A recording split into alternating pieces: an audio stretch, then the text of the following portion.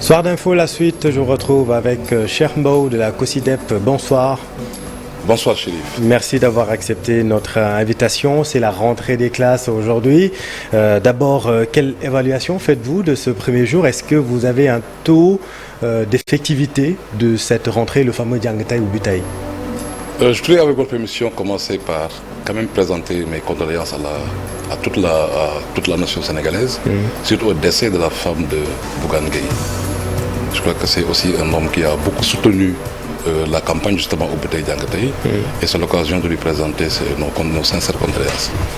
Et dire que, évidemment, chaque fois qu'on est en rentrée des classes, c'est vrai qu'on s'intéresse sur l'effectivité du Butay Diangatay, mais on voudrait d'abord signaler qu'il y a beaucoup d'enfants qui, eux, n'ont jamais connu de rentrée scolaire. Il est essentiel qu'on puisse trouver des solutions qui permettent à tous les enfants de ce pays de ne plus être des hors-école. Les enfants qui ont 16 ans, c'est la loi qui le dit, loi d'orientation, article 3 bis. Ils ont l'obligation d'aller à l'école. Et cette obligation repose sur l'État du Sénégal. Donc, chers amis, il nous faut nous rappeler qu'il y a des enfants qui ne sont jamais mis en rang pour entrer dans une classe, qui n'ont jamais connu une rentrée. Et quels sont les obstacles à ce niveau? Qu'est-ce qui empêche ces enfants? Ce qui empêche ces enfants d'aller à l'école, c'est déjà des obstacles d'ordre matériel. Quand vous avez en termes de planification des classes insuffisantes, vous avez des enseignants aussi en nombre insuffisant. Lorsque vous avez une offre d'éducation qui n'est pas toujours adaptée à toutes les demandes, il y a des zones qui rejettent cette offre d'éducation. Ça, je crois que c'est déjà des éléments qui sont essentiels et qui pourraient expliquer que certains enfants ne sont pas à l'école. Vous les évaluez à combien, par exemple? Nous, on était, notre dernière évaluation, à plus de 2 500 000 hors école. Mais quand on parle de hors école, c'est tous les enfants qui ont l'âge d'être scolarisés et qui ne le sont pas à 6 ans.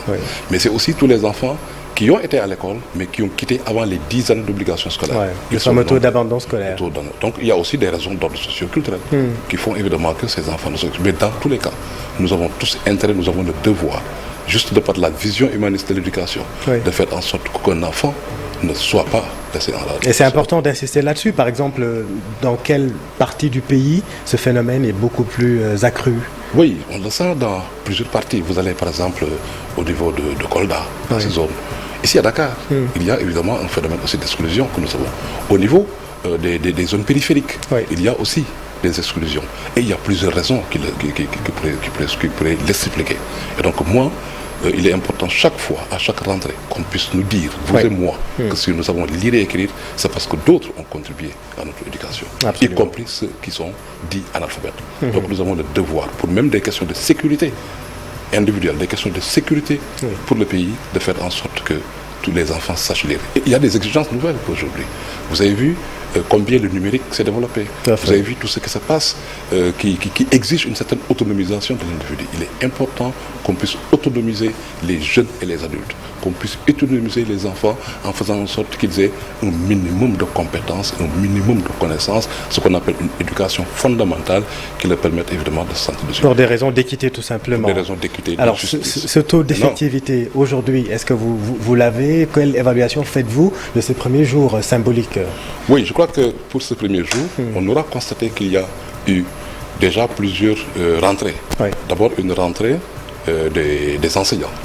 Le 2 dernier. C'est l'occasion aujourd'hui, le 5 octobre, de faire aussi un clin d'œil aux enseignants parce que c'est la journée mondiale de l'enseignant qui coïncide avec la rentrée au Sénégal.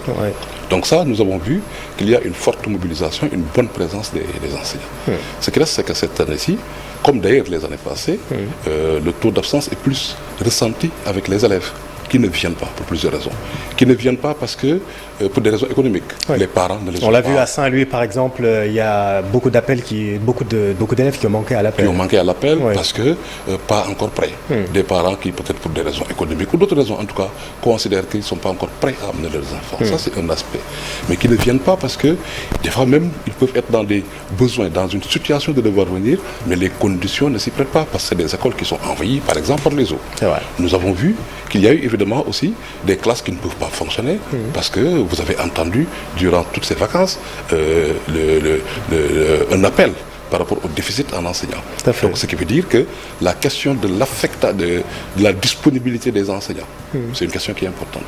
La question de leur affectation à temps, c'est une question qui est importante. La question de l'orientation des élèves, là, on a fait des efforts qu'il faut saluer, parce qu'il faut saluer ces efforts-là. La question aussi de la planification, justement, des déficits criards, dont nous parlons tout le temps. Déficit en table-banc, déficit en salle de classe, déficit en enseignants. Je crois qu'on peut accepter qu'il y ait des déficits, mais il n'est pas acceptable que chaque année, les mêmes problèmes se reposent sur la table, donc, comme par exemple ces eaux stagnantes. C'est un problème saisonnier à Dakar comme en région. Les eaux de pluie stagnent dans les cours d'école. On l'a vu tout à l'heure dans le JT au lycée Djaha et à l'école Kermassar 5 également. La mise à niveau des établissements fait partie pourtant des 18 mesures annoncées par le Premier ministre, mais pour le moment, en tout cas en ce premier jour, ce n'est pas encore le cas. Je pense qu'il faudra faire une analyse comparative entre les mesures qui avaient été prises les années dernières et celles prises cette année. Vous vous rendrez compte que nous avons l'impression de faire du surplace. Nous avons l'impression qu'il y a des questions qu'on ne semble pas pouvoir maîtriser. Nous avons l'impression qu'on a encore des difficultés à trouver des réponses à certaines questions têtues, certaines questions récurrentes. Et parmi ces questions, il y a évidemment cet aspect-là. Or, vous regardez par exemple en termes de contribution au niveau de la COSEDEP, nous avons fait ce qu'on a appelé la cartographie des écoles en milieu dans zone inondée. Cette cartographie nous montre le statut de chaque école, des écoles rouges, des écoles qui sont tout le temps envahies par les eaux. Nous les connaissons, nous savons que l'année prochaine, elles risquent encore d'avoir de l'eau. Ce qui permettrait d'anticiper. Des écoles vertes qui n'en connaissent pas. Des écoles jaunes, c'est des écoles qui sont régulièrement envahies par des sinistrés. Des écoles oranges qui sont dans des zones inondables. Donc aujourd'hui, nous avons des outils, nous avons des éléments qui puissent nous permettre de pouvoir anticiper. Ça, pour nous, c'est un aspect essentiel. Deuxième aspect, c'est que nous devons investir davantage sur l'environnement physique de nos écoles. Regardez le budget. Si vous faites une analyse du budget de l'éducation, vous vous rendez compte qu'on met à peine 5% pour l'investissement. Or, c'est l'investissement qui te permet de prendre en charge tout ce qui est environnement physique. Ça veut dire la disponibilité en eau, des toilettes fonctionnelles, la sécurité de ces écoles, la culture. Donc nous devons investir davantage sur l'environnement des apprentissages, en sachant que pour faire des résultats, il faut être dans un environnement convivial. C'est la même chose, même dans nos entreprises. Si vous voulez avoir une entreprise qui est performante, je prends l'exemple de TFM, il y a un minimum par rapport au cadre de travail. Absolument. Et donc, de ce point de vue-là, nous pensons qu'il nous faut revoir un peu la distribution de nos ressources. On est d'accord qu'on fait partie des pays champions en termes de ressources injectées, mais nous devons interroger la distribution de ces ressources, la répartition de ces ressources pour faire en sorte que cette question liée à l'environnement des apprentissages, qui sécurise ces enfants qui sont fragiles, puisse être davantage adressée. Ça, pour nous, c'est un aspect essentiel. L'autre aspect, c'est la responsabilité des collectivités territoriales. Regardez ce qui se passe avec la cantinisation. Vous avez parlé des eaux qui sont envahies par les eaux. Des écoles qui sont envahies par les eaux. Vous avez des écoles qui sont envahies aussi par une certaine pollution sonore avec des cantines qui font évidemment qu'on n'est pas dans les meilleures conditions. Chers amis, nous pensons qu'il est temps aussi qu'on puisse nous mobiliser tous pour faire en sorte que l'environnement physique des apprentissages, que nos écoles, vous l'avez dit, soient mises aux normes. Alors, investir dans le cadre de l'école, c'est un peu grosso modo ce que vous êtes en train d'évoquer, mais investir également sur l'humain et donc les enseignants. Vous l'avez évoqué tout à l'heure, il y a un déficit important. À Matam, par exemple, pour prendre un cas pratique, il y a plus de 500 postes à pourvoir. L'État a annoncé un recrutement spécial de personnel enseignant. C'est l'une des mesures, encore une fois, annoncées par le Premier ministre. Comment expliquer cette situation? Pourquoi il y a ces départs massifs?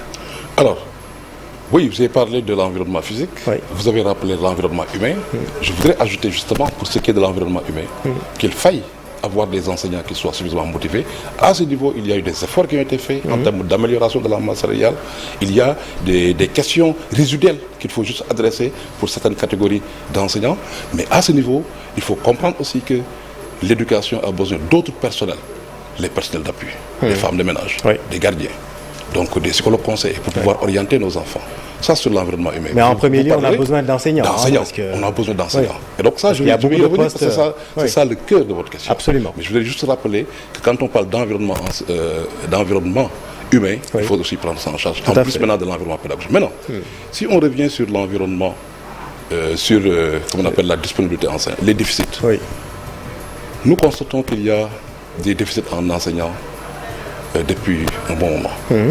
Nous avions parlé l'année passée d'un besoin de moins 40 000 enseignants pour notre système éducatif. 40 000. 40 000 en termes de besoins. Maintenant, on fait la différence entre un déficit en enseignant et des besoins en Absolument, enseignant. absolument. Les besoins, c'est dans une perspective de planification. Dans une perspective de se dire aucun enfant ne devrait plus être dans la rue. S'ils sont tous enrôlés, voilà ce que ça coûte comme nombre d'enseignants dont on a besoin. Si nous avons des classes qui répondent aux normes, un enseignant 45 élèves, nous devons avoir besoin de 40 000 enseignants au moins.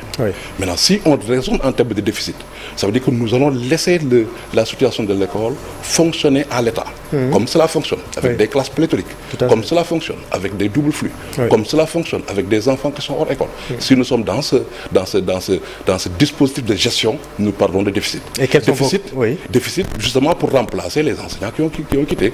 Déficit pour remplacer les enseignants qui nous ont quittés. Donc c'est ça le déficit, ça permet juste de gérer. Mais nous pensons aujourd'hui, nous devons évoluer et aller au-delà de la gestion, être dans la planification. C'est justement cette planification qui permet justement de répondre de manière efficace à votre question. Et dans ce contexte, quelles sont vos craintes pour cette année scolaire ? Oui, je crois qu'il y a aussi un aspect sur lequel on souhaiterait insister. Vous avez parlé du recrutement spécial de 5 000 enseignants. Tout à fait, que le gouvernement a annoncé. Si nous voulons régler les questions d'abord de déficit, ensuite de besoins, nous devons faire en sorte que chaque année, de manière régulière, qu'on puisse recruter suffisamment d'enseignants dans son sens large. Instituteurs, professeurs, comme inspecteurs de l'éducation. Nous devons le faire. Et nous avions applaudi quand il s'est agi de faire le recrutement spécial de 5 000 avec le Réunion durant la Covid. Mais nous avions dit qu'un recrutement spécial ne doit pas être la règle. Mais il faut qu'on soit pragmatique, puisqu'il y a un déficit et il faut combler ce gap. Oui, mais je veux dire, il faut qu'on soit pragmatique. Nous avons besoin d'enseignants, mais nous n'avons pas besoin de n'importe quel enseignant. Donc le dispositif de recrutement, pour nous, c'est un élément qui est essentiel. Vous vous rappelez du quota sécuritaire. Tout à fait. Recrutement basé sur du clientélisme. On a combattu ce quota sécuritaire. Si nous sommes dans un recrutement spécial, nous pouvons craindre cela. On ne dit pas que c'est ça qui va arriver. Donc nous pensons que oui, il faut être pragmatique. C'est pourquoi nous avions applaudi quand il s'est agi de recruter les 5 000 de manière spéciale. Mais nous avons dit que ça ne doit pas être la règle. Et l'année qui a suivi, malheureusement, on a recruté 350 enseignants. Donc, nous savions qu'on allait aller encore vers un autre déficit. Je ne voudrais pas, comme ce qui se passe avec les abris dits provisoires, qu'on soit dans d'éternels recrutements spéciaux. Alors, il faudrait qu'on soit dans une planification qui nous dise, écoutez, chaque année, si nous voulons résorber le déficit, nous devons recruter au moins 5 000 enseignants par an, de manière régulière. Cela nous empêcherait d'être dans une posture de devoir aller vers un recrutement spécial qui ne garantit pas un processus transparent, qui ne garantit pas un temps minimal de formation des enseignants, l'enseignement étant un métier. Absolument. Donc pour nous, cet aspect-là, il est aussi essentiel quand on parle de recrutement. Alors, cher Mbow, vous avez très tôt alerté sur les perturbations liées à la tension politique. Nous allons vers une année électorale. Nous sommes déjà presque, on peut le dire, en période de pré-campagne. Comment préserver l'école? Comment préserver le monde scolaire dans ce contexte? Écoutez, nous pensons déjà que c'est une question très sérieuse. Absolument. Et nous pensons que nous avons toutes les raisons d'être inquiets. Parce que si nous regardons, si nous interrogeons l'histoire, nous nous rendons compte qu'à chaque fois qu'on était en année d'élection, c'était des années aussi de perturbation de notre système. Donc le lien entre les perturbations du système et l'organisation des élections, ce lien-là, il est établi. Mais c'est encore plus grave que pour cette année, vous connaissez tous les enjeux liés à cela. Nous avons aussi vécu une période où on était tous stressés. Et donc nous avons besoin aujourd'hui de faire en sorte que l'école puisse être épargnée des jeux d'acteurs. Ça, c'est notre conviction. Et ça, pour le faire, nous pensons qu'il faudra veiller à ce que l'école, en tout cas, puisse maîtriser des facteurs endogènes pour ne pas accepter qu'il y ait une crise qui vienne de l'intérieur de l'école. Et ça, c'est là, pardonnez-moi, la quadrature du cercle, puisque les acteurs de l'école dont vous parlez sont eux-mêmes des acteurs politiques est très actif dans les formations. Oui, les acteurs. Écoutez, un enseignant, un acteur de l'école, il doit être politique. Je ne parle pas de politicien. Oui, j'entends bien. Il doit être politique. Oui. Vous vous rappelez des premiers gouvernements de ce pays, en 1960, c'était des enseignants. Absolument. Oui. Ceux qui éclairaient les ASC, les associations de femmes, c'était des enseignants. Oui. Celui qui doit être le plus politique, parce qu'il accompagne l'enfant, pour lui permettre de pouvoir analyser la situation géopolitique, justement. Mais il doit avoir une ligne de démarcation. Pas de politicien. Oui. Politicien, c'est instrumentaliser l'école au service d'autres agendas. C'est ça la crainte, justement. Ça, c'est une crainte par rapport à ça. Mais ça, pour le réussir, il faut l'adresser déjà au niveau du top management. C'est pourquoi nous avions dit que, par exemple, tout ce qui est des secteurs tels que le secteur de l'éducation devrait être totalement dépolitisé. Depuis le top management. Donc le choix du ministre, de ses collaborateurs, nous devons avoir en tout cas un top management qui soit à plus de 70% apolitique. À 70%. Ils ne peuvent pas être totalement apolitiques, évidemment, parce que c'est un parti qui gagne, c'est une coalition qui gagne. Mais il faudrait avoir quelqu'un qui est à 70%, qui soit prêt à consacrer 70% au moins de son temps. Maintenant, si vous allez dans une année électorale et que vous ayez une indisponibilité des autorités, ceux-là qui doivent surveiller justement cette démarcation dont vous parlez en ce qui concerne les enseignants, vous allez avoir des problèmes. Et les écoles sont les lieux de vote. C'est les écoles, c'est les lieux. Donc pour nous, ça c'est un niveau. L'autre niveau, c'est au niveau école, vous l'avez dit. Il faudrait évidemment qu'on puisse faire, en tout cas cette distance, tracer cette ligne entre les activités politiciennes. Chacun peut s'engager, il peut être dans des activités sportives, il peut être dans un engagement militant quelconque, religieux, politique, il peut le faire, mais évidemment que nous attendons évidemment à ce qu'il y ait cette démarcation. Parce que simplement, le jeu d'acteur, c'est aussi des moments d'apprentissage pour les enfants. Tout à fait. C'est pourquoi nous avons dit que ce premier trimestre de l'année scolaire, nous le savons, nous sommes en train de vivre une pré-campagne. Si on y prend garde, on peut avoir des perturbations. Le deuxième trimestre, janvier, février, c'est le trimestre des élections. Tout à fait. Ensuite, c'est post-élection. Donc, c'est une année qui est totalement traversée par les élections. Ça devrait être heureux pour le système éducatif. Parce que ça peut être un moment d'apprentissage. Ça peut être un moment pour interroger, challenger les candidats pour décliner leur vision pour l'éducation. Concernant l'éducation. C'est ça que ça devrait servir. Mais nous craignons évidemment qu'il puisse y avoir des confusions de genre. Et ça, je crois que nous devons tous l'éviter. Et pour l'éviter, moi je crois personnellement, c'est la conviction de la Constitution. Personnellement, nous pensons évidemment qu'il est essentiel que ça commence depuis le top management. Avec le top management. Si vous arrivez... Il ne nous reste plus beaucoup de temps. Excusez-moi, il y a également l'accélération et la finalisation de la révision des curricula. Ça aussi, ça a été beaucoup agité. Quelles sont les urgences dans ce domaine, selon vous? Beaucoup, parce que nous devons avoir un curriculum ou un système éducatif qui écoute les communautés, qui puisse avoir en tout cas un curriculum qui soit en conformité avec les besoins et les aspirations des communautés. Ça, pour nous, c'est un aspect qui est essentiel. Il y a de nouveaux besoins aujourd'hui. Avant, le savoir était là, il était à la portée du seul enseignant. Aujourd'hui, avec le numérique, le savoir il est là. Donc, il faut avoir une autre posture vis-à-vis donc de l'enfant. Ça, c'est une autre exigence. Vous êtes dans un monde en crise multiforme, crise sécuritaire, crise politique, crise environnementale. Toutes ces crises impactent l'école.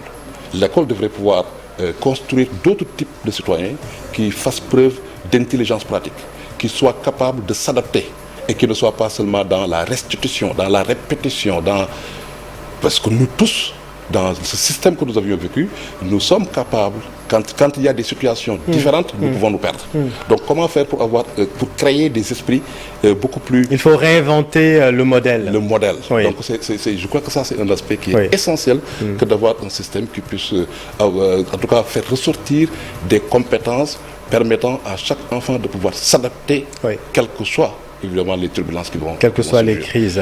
Donc ça, pour nous, c'est un aspect essentiel sur lequel nous devons accélérer, en tout cas, pour faire en sorte que cette annonce liée aux réformes des curricula puisse avoir lieu. Il y a également l'accélération et la mise en œuvre du programme national de remplacement des abris provisoires. Vous dites abris dits provisoires. C'est quoi cette nuance? Parce que bon, nous, on dit... Quand il y a eu ces débats sur les abris provisoires, Nous, on n'avait pas de problème majeur. Oui. Mais nous étions juste posé la question sur quelle est la durée de provisoire. Oui. La réponse semblait être 2 ans et demi, 3 ans. Oui. Donc, quand une école abri provisoire fait 5 ans, 10 ans, cela pose problème. Voire un peu plus. Aujourd'hui, nous devons nous accorder sur la durée, Tout à fait. parce que nous sommes un pays en construction, et nous devons qu'une école en abri provisoire ne devrait, en tout cas sur 3 années budgétaires, ça devrait être remplacé. Oui. Ça, si on ne le fait pas, ça pose problème. Ça, c'est un aspect, les abris provisoires, tout le monde en parle, Je pense qu'il faut l'adresser, et nous avons aujourd'hui les moyens. Il y a des modèles communautaires qui coûtent moins cher, qui pourraient nous permettre d'adresser ça. Allez à Sédhiou, ils ont expérimenté des modèles qui coûtent moins cher, 1,5 million, contrairement au modèle institutionnel, plus de 6 millions. Et ça aussi, ça fait des entraves. Donc, il faudrait peut-être qu'on réinterroge ça. Et moi, je ne suis pas dans cette option d'analyse quantitative. Il y avait 6 000, 8 000. Non. On l'a augmenté à Je suis tel. dans combien d'écoles Oui. en abri provisoire ont duré plus de 3 ans. Ouais. Tant que ça dure plus de 3 ans, ça ne signifie plus provisoire.